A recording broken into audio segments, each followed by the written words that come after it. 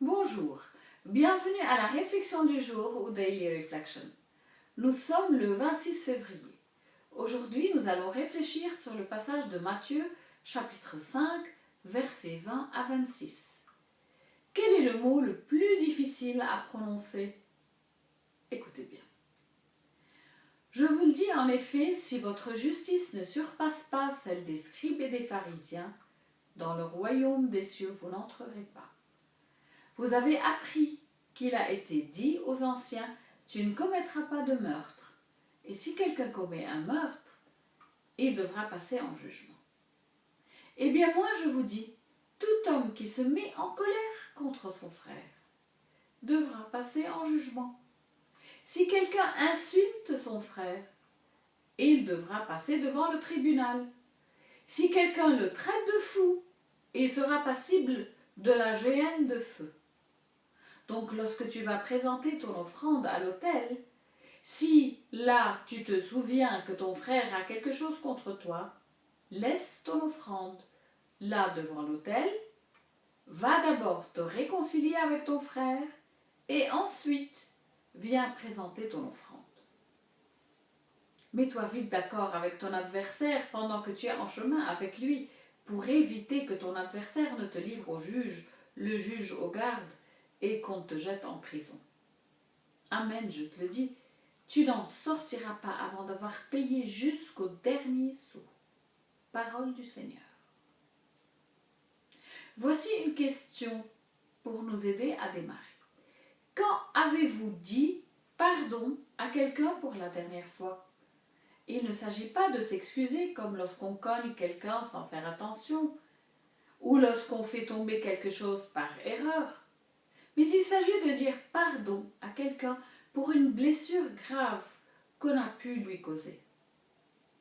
Si vous êtes dans ce cas, il est très probable que vous n'ayez pas demandé pardon depuis très longtemps déjà à une personne à qui vous avez causé une souffrance. Pourquoi?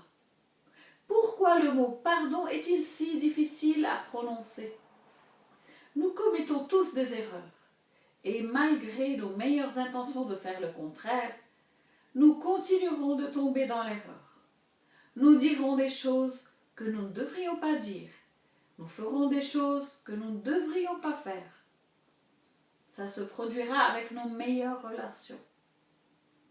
Lorsque nous nous excusons, nous assumons la responsabilité de nos actes en admettant que nous avons fait une erreur. Ça permet de guérir des relations qui autrement vont se détériorer, se briser, parfois irrémédiablement.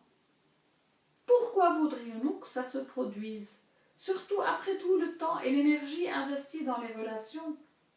L'orgueil est ce qui nous empêche d'admettre nos erreurs et de nous en excuser. Nous croyons que c'est un signe de faiblesse ou bien une confirmation de notre culpabilité.